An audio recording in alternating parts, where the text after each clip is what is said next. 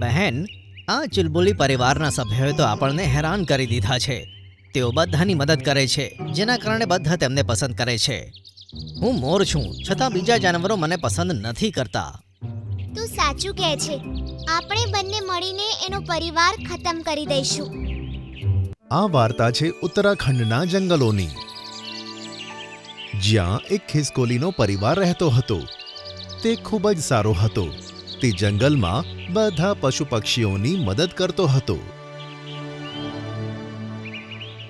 જ્યારે કોઈને પણ મુશ્કેલી આવતી ત્યારે તે દોડીને આ પરિવાર પાસે મદદ માંગવા આવી જતા. તેમની આ જ સારી બાબતને કારણે તેમના કેટલાક દુશ્મનો પણ હતા, જે તેમનાથી અદેખાઈ કરતા હતા. એક દિવસ નાની ખિસકોલી તેના મમ્મી પપ્પાને કહે છે, મમ્મી પપ્પા, મારે તમને કંઈક પૂછવું છે. બોલો બેટા, શું પૂછવું છે? આપણે લોકોની મદદ કરવાનું ક્યારથી શરૂ કર્યું હતું? મારો કહેવાનો મતલબ છે કે તમે બંને ક્યારથી બધાની મદદ કરી રહ્યા છો? બેટા, તારા પપ્પાની એક વાર્તા છે. મમ્મી, જલ્દીથી મને એ વાર્તા કહો ને. બેટા, એક વારની વાત છે. જ્યારે તારા પપ્પા ક્યાંકથી પાછા ઘરે ફરી રહ્યા હતા તો રસ્તામાં એમને ઠોકર વાગી અને પગ ઉપર વાગી ગયું. અને એ વખતે એ ઘર સુધી ચાલીને પાછા પણ ન આવી શક્યા. હે? પછી શું થયું મમ્મી? પછી તારા પપ્પાએ બહુ મદદ માંગી, પણ કોઈએ એમની મદદ ના કરી અને એ પીડાથી તડપતા રહ્યા. બસ એ જ દિવસે અમે સંકલ્પ કર્યો કે જ્યારે પણ કોઈને મદદની જરૂર હશે તો અમે કોઈને અમારી જેમ લાચાર નહીં થવા દઈએ. બસ ત્યારથી જ અમે લોકોની મદદ કરવાનું શરૂ કર્યું.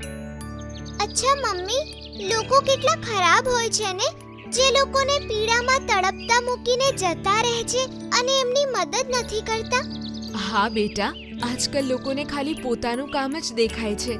લોકો મતલબી થઈ ગયા છે, એટલે આપણે બધાની મદદ કરીએ છીએ. અને ત્યારથી લોકોએ આપણને પ્રેમ કરવાનું શરૂ કર્યું. જે બાળક અનાથ હોય છે, તારા પિતા એમને પોતાની પાસે રાખે છે અને પોતાના બાળકની જેમ જ પ્રેમ કરે છે. મમ્મી, આ કેટલી સારી વાત છે ને કે પપ્પા અનાથ બાળકોને પોતાની સાથે રાખે છે, એટલે એમને એકલા તો નથી રહેવું પડતું. નહીં તો આટલી નાનકડી ઉંમરમાં અને બાળક શું કરે? કોઈ પણ પ્રાણી એમનો શિકાર કરી શકે. હા બેટા, તું પણ મોટી થઈને સારા કામ કરજે, તારા પિતાની જેમ બધાની મદદ કરજે. એકવાર જંગલમાં બતકોની પાસે ખાવાનું ખૂટી ગયું હતું.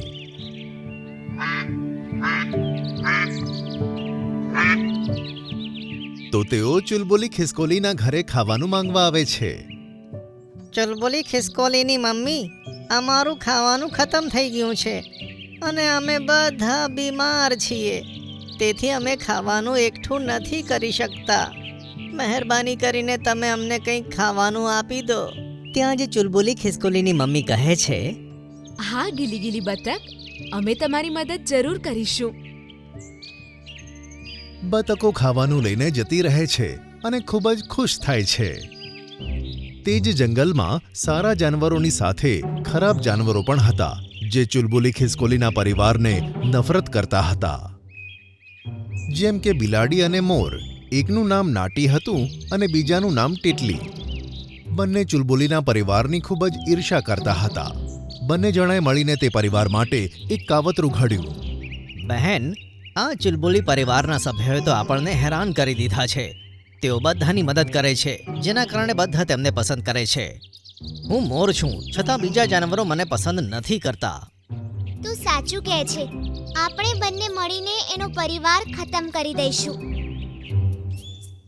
એક દિવસ ચુલબુલી ખિસકોલી બહાર ફરવા માટે ગઈ અને તેના મમ્મી પપ્પા ઘરે જ હતા. ત્યારે નાટી બિલ્લી અને ટીટલી મોરે ચુલબુલી ખિસકોલીના ઘરે જઈને તેના માતા પિતા ઉપર હુમલો કરી નાખ્યો. એકે પિતાને પકડ્યા અને બીજાએ માતાને. બંને જણાએ તેમને મોઢામાં દબાવીને મારી નાખ્યા અને પછી ત્યાંથી જતા રહ્યા.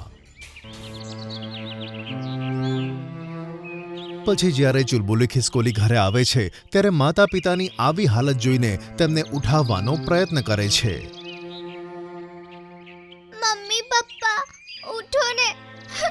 શું થયું તમને?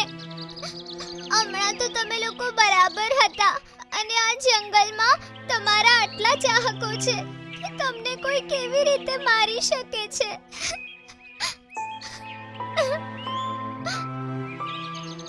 ચુલબુલી ખિસકોલી ખૂબ રડે છે. તેના માતા પિતાની હત્યાની વાત આખા જંગલમાં ફેલાઈ જાય છે અને બધા પ્રાણી પક્ષીઓ તેને સાંત્વના આપવા આવે છે, જેમ કે બોની ચકલી, કાળો કાગડો અને નટખટ બંદર. ચુલબુલી ખિસકોલી, આ બધું કેવી રીતે થઈ ગયું? આપણા જંગલના ખિસકોલી સમાજના મહારાજ અને મહારાણીને કોણે મારી કાઢ્યા? મારી દીકરી, તું આટલી નાની ઉંમરમાં અનાથ થઈ ગઈ. આમ કહીને બોની ચકલી રડવા લાગે છે. ત્યાં જ નટખટ બંદર કહે છે, મને લાગે છે કે આ નાટી બિલાડી અને ટીટલી મોરનું કામ છે, કારણ કે આખા જંગલમાં જ તે બંને જણા ચુલબુલીના પરિવારની ઈર્ષા કરતા હતા અને તેઓએ જ આમણે માર્યા હશે. હા, ચાલો આપણે બધા મળીને તેમને પાઠ ભણાવીએ. પછી જંગલમાં બધા તે બંને જણાને શોધવા માટે નીકળી પડે છે. તે બંને જણા એક ગુફામાં જઈને સંતાઈ જાય છે અને ટીટલી મોર અને નાટી બિલાડીને ખબર પડી જાય છે કે બધા તેમને શોધી રહ્યા છે. ટિંકલી મોર, મને લાગે છે બધાને આપણા કાંડ વિશે ખબર પડી ગઈ છે કે આપણે ચુલબુલી ખિસકોલીને અનાથ કરી છે અને હવે એ લોકો આપણને મારવા આવે છે. હા, તું સાચું કહી રહી છે. ચલો આપણે જંગલ છોડીને જતા રહીએ. તેઓ ભાગવાનો પ્રયત્ન જ કરી રહ્યા હતા. ત્યાં જ બધા જંગલના જાનવરો ગુફામાં આવી જાય છે અને તેમને ભાગવાની કોઈ જગ્યા નથી મળતી. કાળું કાગડા, તું તારી ચાંચ આ લોકોને મારી મારીને આમને મારી નાખ. બધા જાનવરો તે બંને જણાને મારી નાખવાના જ હતા. ત્યાં ચુલબુલી ખિસકોલીને આ નથી ગમતું અને તે બધાને કહે છે, ના, હું આમને મારીને મારા માતા પિતાના મૃત્યુનો બદલો ના લઈ શકું. મારા માતા પિતાએ લોકોની ભલાઈનું જ વિચાર્યું છે. હું આજે અનાથ છું તો આમના લીધે, પણ હું આમની સાથે ખરાબ કરીશ તો આમની અને મારી વચ્ચે અંતર શું રહેશે? અમને માફ કરી દે ચુલબુલી ખિસકોલી. અમે તારા માતા પિતાને મારીને બહુ મોટો અપરાધ કરી દીધો. હા, મને પણ માફ કરી દે. મને તેમનાથી ઈર્ષા થતી હતી, કારણ કે દરેક જાનવર માત્ર તેમના જ ગુણગાન ગાતા હતા, જે અમને જરાય નહોતું ગમતું અને અમે ક્રોધમાં આવીને ખૂબ જ ખોટું કરી નાખ્યું. પછી ચુલબુલી ખિસકોલી તેમને માફ કરી દે છે.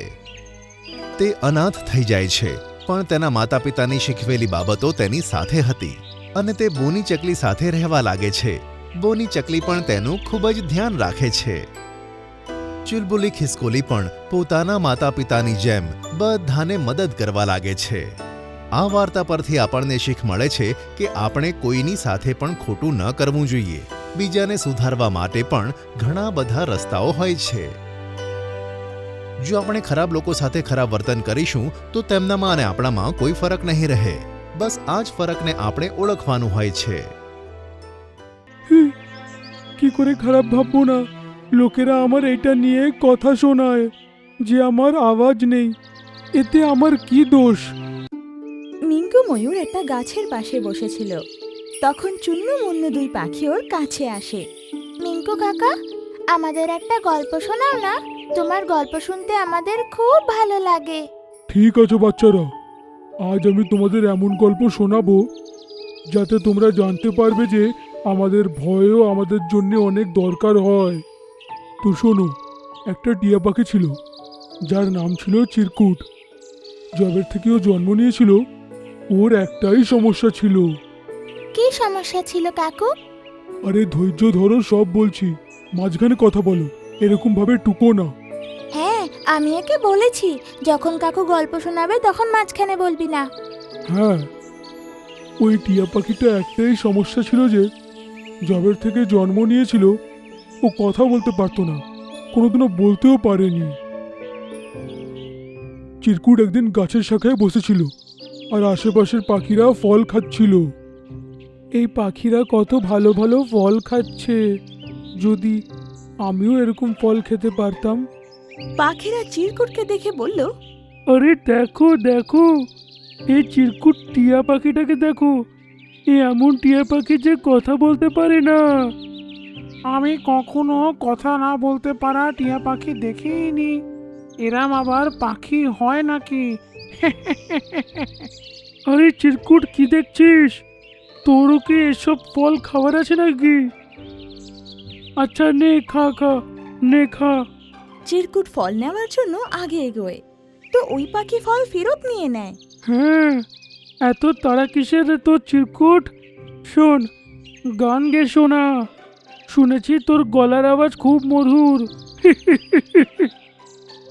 এরম বলে সব পাখিরা হাসতে থাকে, কিন্তু চিরকুটের মন খারাপ হয়ে যায় আর উড়ে ও অন্য গাছে চলে যায়। তখন চিংকি পাখি উড়ে চিরকুটের কাছে আসে। আমি সব কথা শুনে ফেলেছি যেটা ওই পাখিরা তোমাকে বলছিল, কিন্তু তুমি খারাপ ভেবো না। চিরকুটের চোখ থেকে জল পড়তে থাকে। কি করে খারাপ ভাববো না? লোকেরা আমার এটা নিয়ে কথা শোনায় যে আমার আওয়াজ নেই, এতে আমার কি দোষ? চিংকি বলে, আমি তোমার সাহায্য করতে পারি। আমি এমন পাখিকে চিনি যে তোমার সাহায্য করতে পারবে। আচ্ছা, এরকম সত্যি হতে পারে? আমি কি সত্যি বলতে পারবো? হ্যাঁ দাদা, কেন হবে না? চলো আমার সাথে চলো, তুমি গাইবেও আর বাকি পাখিদের সাথে কথাও বলবে। কালো পাহাড়ের কাছে যে বট গাছ আছে তাতে এক পেঁচা চিকিৎসক থাকে। তিনি ভালো চিকিৎসক আর উনি তোমার সাহায্য নিশ্চয়ই করবে। দুজন উড়ে পেঁচা চিকিৎসকের কাছে যায়। দাদা, একে দেখুন না, এর কি আওয়াজ আসতে পারে না? এ কি কথা বলতে পারবে না? এদিকে এসো, মুখটা খুলে দেখাও। চিরকুট নিজের মুখ খুলে দাদাকে দেখায়। তারপর পেঁচা বলে, ও, এর আওয়াজ এই জন্যে আসেনি কারণ এ কোনোদিনও বলার চেষ্টাই করেনি। এর জিভ আর গলা ঠিক আছে, শুধু আটকে গেছে। দাদা, এর মা বাবা ছোটবেলাতেই মারা গিয়েছিল। বাকি টিয়ারা একে নিজের সাথে রাখলো না, তাই জন্যে ও কথা বলতেই শিখতে পারলো না। আর এর জন্যই বোধহয় ও বলার চেষ্টাও কোনোদিন করেনি। ও, ছোটবেলায় কেউ কথা বলতে শেখায়নি, তাই জন্যই এটা হয়েছে। এর চিকিৎসা করার জন্যে কালো শহতুত আর কালো পেয়ারার দরকার পড়বে, যেটা তোমাকে নিয়ে আসতে হবে। তুমি ওটার চিন্তা করো না, আমি নিয়ে আসবো। না না, যার চিকিৎসা হওয়ার আছে সেই পেয়ারা আর শহতুত নিয়ে আসবে। কিন্তু দাদা, কালো শহতুতের গাছ যেখানে আছে সেখানে তো কাকড়া থাকে, আর ওরা খুব বদমাশ হয়, বাকি পাখিদের খুব হয়রান করে। কিন্তু ওকে তো ওইখানেই যেতে হবে, অন্য কোনো রাস্তা নেই। তখন চিরকুট উড়তে উড়তে কালো শহতুতের কাছে পৌঁছে যায়। চিরকুট উড়তে উড়তে ভাবে, একই সমস্যায় ফেলে দিয়েছে। আমি তো এমনিতেও কাকদের ভয় পাই, এখন ওদেরই মোকাবিলা করতে হবে। গাছের কাছে পৌঁছে আরে, মনে হয় একটাও কাক ওখানে নেই। শিগগিরই পেয়ারাটা তুলেই নি। চিরকুট নিজের মুখে 2-3টে শহতুত আটকে নেয়, আর যেই পেছন দিকে ঘোরে অমনি কাকড়া ওকে দেখে ফেলে। বোবা টিয়া পাখি, কি খবর রে? তুই কি চুরি করাও শিখে গেছিস নাকি? চিরকুট কিচ্ছু বলে না আর উড়তে থাকে। তখনই কাক ওর ডানা ধরে কালো গুহাতে নিয়ে চলে যায় আর দরজা বন্ধ করে দেয়। অন্ধকারে চিরকুট ভয় পেয়ে যায়। তখনই কাক বাইরের থেকে বলে, এখন একটা সাপ আসবে আর তোকে খেয়ে ফেলবে। এরম বলে একটা মোটা দড়ি চিরকুটের ওপর ফেলে দেয়। চিরকুট ভাবে ওটা সাপ। চিরকুট ভয়ের চোটে জোরে চিল্লায়। আহ! বাঁচাও, বাঁচাও, বাঁচাও। ওর ভয়ে ওর আওয়াজ এসে যায়। আর তখনই পেঁচা দাদা এসে ওকে গুহার থেকে বের করে। চিরকুট সব গল্প দাদাকে শোনায়। আমি জানতে পেরে গেছিলাম যে তুমি কোনোদিনও বলার চেষ্টাই করনি, তাই জন্যে তোমায় কাকের কাছে পাঠালাম, কারণ সে সব পাখিদের সাথে এটাই করে।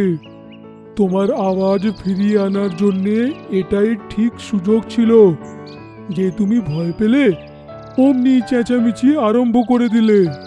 হ্যাঁ কাকু, আপনি ঠিক বললেন, এই কারণেই আওয়াজ ফিরে পেলাম।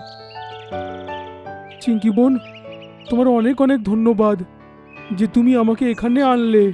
এটা তো আমার কর্তব্য ছিল। আর কেউ নিশ্চয়ই ঠিক বলেছে, কখনো কখনো ভয়ের জন্য লোকেরা লাভবান হয়। তাহলে চুন্নু-মুন্নু, তোমরা কি শিখলে আর গল্পটা কেমন লাগলো? গল্প খুব ভালো লাগলো কাকু।